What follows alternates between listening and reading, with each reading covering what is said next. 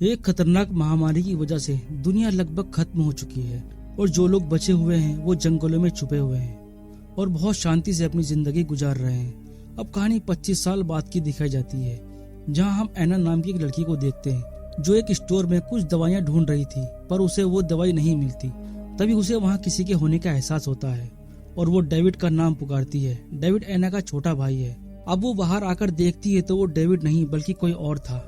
तभी एना डेविड को तुरंत वहां से निकलने को बोलती है और वो दोनों जंगल की तरफ भागने लगते हैं। डेविड के पूछने पर एना बताती है कि कोई नकाबपोश आदमी उसका पीछा कर रहा है। जंगल में भागते वक्त डेविड का एक पैर जख्मी हो जाता है। अब वो चल नहीं सकता। वो एना को वहां से जाने को कहता है और बोलता है कि वो जल्दी ही घर आएगा क्योंकि उनका घर वहां से ज्यादा दूर नहीं है। इसके बाद एना वहां से चली जाती है। डेविड के पास उसकी हिफाजत के लिए बस एक चाकू था।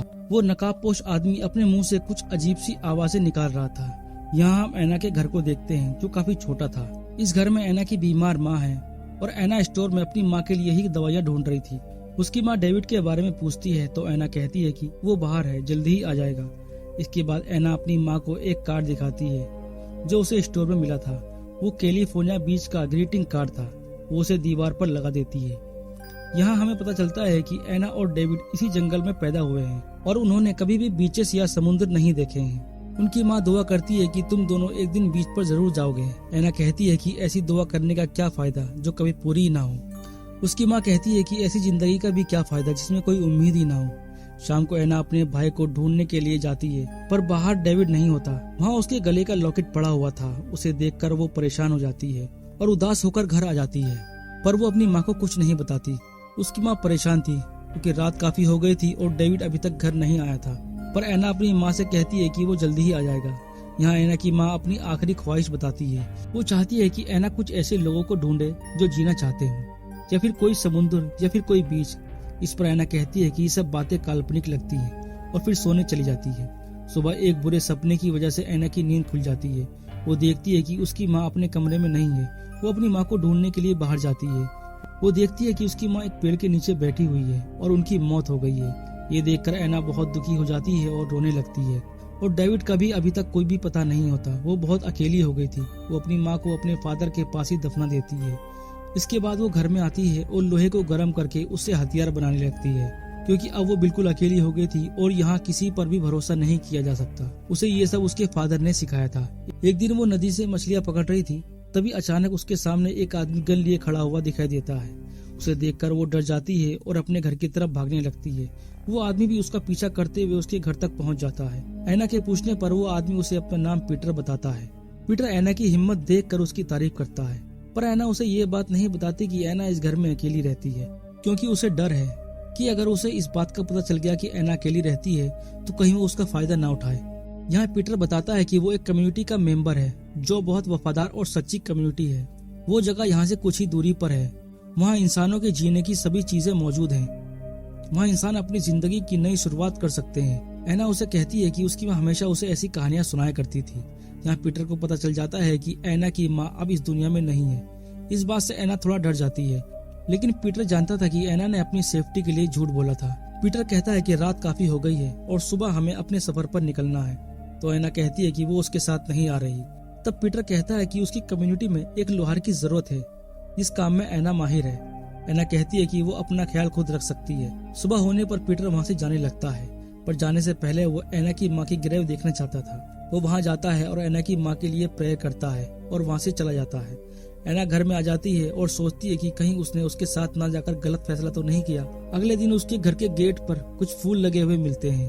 फूल देखकर एना समझ जाती है कि ये फूल पीटर ने ही रखे हैं। इसका मतलब पीटर अभी तक यहाँ से गया नहीं है।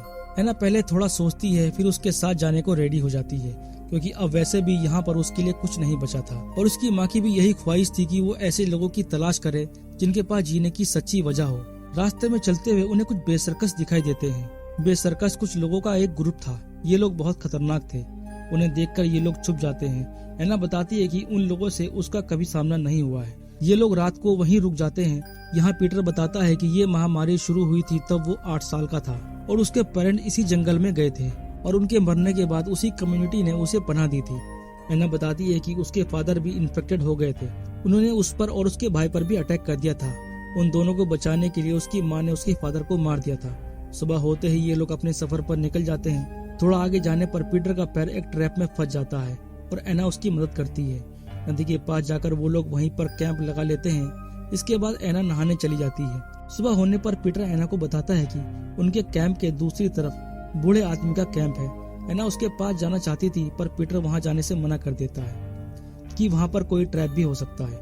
पर एना को उसकी माँ की कही बात याद आ जाती है कि दूसरों की मदद करना। एना उस आदमी को आवाज देती है और पीटर और एना उस आदमी के पास चले जाते हैं। जैसे ही वो लोग वहां पहुंचते हैं तभी झाड़ियों से निकलकर उस आदमी का बेटा आ जाता है और उन दोनों पर गन पॉइंट कर देता है। पीटर का शक सही था। यहाँ वो बूढ़ा आदमी बताता है कि मैं तुम्हारे कम्युनिस्ट को जानता हूँ। मैं तुम्हारे लीडर जूडिथ और जैक के साथ रह चुका हूँ। वो बहुत घटिया लोग हैं, इसलिए मैंने वो छोड़ दिया। वो दोनों कहते हैं कि पीटर एना को वहीं छोड़कर चला जाए, लेकिन पीटर एना को वहां छोड़कर नहीं जाना चाहता था और वो बड़ी चालाकी से उन दोनों को मार देता है। नहीं तो वो लोग एना के साथ कुछ भी कर सकते थे। यहाँ पीटर एना पर गुस्सा करता है। वो कहता है कि तुमने इनके साथ रहने को हाँ क्यों बोला था। एना बोलती है कि उसे उस वक्त जो सही लगा उसने वही किया। पीटर उस पर गुस्सा करता है और बोलता है कि कम्युनिटी को ज्वाइन करने का फैसला मेरा है, तुम्हारा नहीं। एना थोड़ा डर जाती है और वो लोग रात को वहीं रुक जाते हैं। एना सोचती है कि पता नहीं कल उसके साथ क्या होगा। सुबह होते ही वो लोग वहां से आगे का सफर पर निकल जाते हैं। रास्ते में एना को कुछ लोग दिखाई देते हैं। वो उन पर गन पॉइंट कर देती है, पर पीटर उसे ऐसा करने से मना करता है क्योंकि ये लोग उसकी कम्युनिटी के लोग थे। उनमें से एक औरत पीटर को गले लगाती है। वो इस कम्युनिटी की लीडर है, उसका नाम जूडिथ है। पीटर एना को सबसे मिलवाता है। जूडिथ थोड़ी घबराई हुई थी। वो कहती है कि जैक उससे मिलना चाहता है। जैक और जूडिथ दोनों उस कम्युनिटी के लीडर हैं। उस कम्युनिटी का सिक्योरिटी गार्ड एना को जाने से पहले उसके हथियार मांगता है। इसका नाम बेन है। थोड़ा सोचने के बाद वो उसे अपने हथियार दे देती है। अंदर जाने पर हम जैक को देखते हैं। पीटर बताता है कि एना हमारी ही तरह एक रिलीजियस लड़की है और इसने इस महामारी को भी सर्वाइव किया है। जैक बताता है कि उन्होंने एक बेसरकस को पकड़ा है जिसने रात कम्युनिटी में घुसने की कोशिश की। वो पीटर और एना को ले जाकर दिखाता है। वो मुंह से कुछ अजीब आवाजें निकाल रहा था। एना को ये आवाज कुछ जानी पहचानी लगती है। ये वही आदमी था जो उस दिन एना और उसके भाई का पीछा कर रहा था, पर वो ये बात किसी को नहीं बताती कि ये वही आदमी है। वे सर्कस गॉड या किसी भी रिलीजन पर यकीन नहीं रखते थे। जैक कहता है कि उसे कल सजा सुनाई जाएगी। उसने किसी से कोई भी बात नहीं की थी, बस वो मुंह से कुछ धुन बजा रहा था। इसके बाद पीटर एना को अपना कमरा दिखाता है। वहाँ पर काफी सारी किताबें रखी होती हैं। उन्हें देखकर एना खुश हो जाती है क्योंकि एना को किताबें पढ़ने का बहुत शौक है। इसके बाद पीटर और बेन बाहर कुछ बातें कर रहे थे। पीटर बोलता है कि कल उस आदमी को सजा सुनाई जाएगी। बेन कहता है कि हमें उसे छोड़ देना चाहिए क्योंकि अगर बेसरकस को उनके आदमी की खबर मिल गई तो वो इस कम्युनिटी पर हमला कर देंगे और उनके पास इतने आदमी और हथियार भी नहीं है कि वो उनका मुकाबला कर सकें। पीटर कहता है कि तुम ये सब मत सोचो, बस कम्युनिटी को प्रोटेक्ट करने के बारे में सोचो। इसके बाद हम जैक जूडिथ को और उनके साथ बेन और पीटर को बैठा हुआ देखते हैं। वो लोग वोट करते हैं कि उस कैदी को क्या सजा सुनाई जानी चाहिए। बेन को छोड़कर सबने उसके लिए मौत की सजा मांगी, पर बेन उसे छोड़ देना चाहता था। वो उस फैसले से खुश नहीं था। रात को जूडिथ एना के कमरे में आती है और उससे उस जंगल वाले हादसे के बारे में पूछती है जहाँ पीटर ने उन दोनों आदमियों को मार दिया था। एना कहती है कि वो बोल रहा था कि वो तुम्हें और जैक को जानता है। तो जूडिथ कहती है कि तुमने उसकी बातों पर यकीन तो नहीं कर लिया था। एना वहाँ से जाने लगती है तो जूडिथ उसे रोकती है और बताती है कि ये विलेज मेरा है और पीटर पर सबसे पहला हक मेरा है। एना को जूडिथ का ये बर्ताव थोड़ा अजीब लगता है। रात को सब लोग बैठे थे तब जैक कहता है कि एना का एक बार फिर से शुद्धिकरण करना होगा। एना कहती है कि मैं वेप्टाइज्ड हूँ। पीटर कहता है कि जो भी इस विलेज में आता है उसे फिर से वेप्टाइज्ड होना पड़ता है। रात को बेन एना से मिलता है। दोनों में काफी बातें होती हैं। बेन कहता है कि अगर उसे यहाँ किसी से भी किसी तरह की कोई परेशानी हो तो वो उसे बता सकती है। अगले दिन हम देखते हैं कि एना को वेप्टाइज्ड किया जा रहा था। वहाँ सभी लोग इकट्ठा थे। वेप्टाइज्ड करने के बाद पीटर एना को किस करता है। उसे कुछ समझ में नहीं आ रहा था। हर कोई उसे अजीब तरह से देख रहा था। अगले दिन उस कैदी को सजा सुनाने के लिए सबके सामने लाया जाता है। जैक उसे मौत की सजा सुनाता है। एना भी वहीं पर ही थी। वो कैदी एना को पहचान जाता है। एना जानना चाहती थी कि उसका भाई कहाँ पर है। एना अपना काम कर रही थी। वो आदमी बार बार एना की तरफ देख रहा था। एना उसके पास जाती है और उससे अपने भाई के बारे में पूछती है, पर वो उसे कुछ भी नहीं बताता। पहले वो उसे उसकी रस्सी खोलने को बोलता है और फिर वो उसे रास्ता दिखाएगा, पर एना ऐसा करने से मना कर देती है। जैक एना को उससे बात करते हुए देख लेता है। जैक के पूछने पर वो बताती है कि वो बोल रहा था कि हम सब लोग मारे जाएंगे। जैक कहता है कि आज रात उसकी कहानी खत्म हो जाएगी। वो एना के करीब आ जाता है और बोलता है कि हम यहाँ हर चीज साझा करते हैं। एना समझ जाती है कि जिस तरह जूडिथ के साथ पीटर का रिलेशन है उसी तरह उसे भी जैक के साथ रिलेशन बनाना होगा, पर वो ऐसा नहीं कर सकती। वो अपना सामान लेकर वहाँ से भागने चाहती थी, पर तभी पीटर आ जाता है और एना को पकड़ लेता है। एना समझ जाती है कि पीटर भी एक बुरा इंसान है, पर तभी दरवाजे पर बेन आ जाता है तो पीटर एना को छोड़ देता है। बेन एना को डरा हुआ देखकर समझ जाता है कि कुछ तो गड़बड़ है, पर वो उसे कुछ नहीं कहता। बेन बताता है कि बे सर्कस को उनके आदमी के यहाँ होने की खबर मिल गई है, वो कभी भी हम पर अटैक कर सकते हैं और हमारे पास उनसे लड़ने की ताकत नहीं है। बेन कहता है कि हम उनके आदमी को ले जाकर छोड़ देते हैं और उनसे डील करते हैं।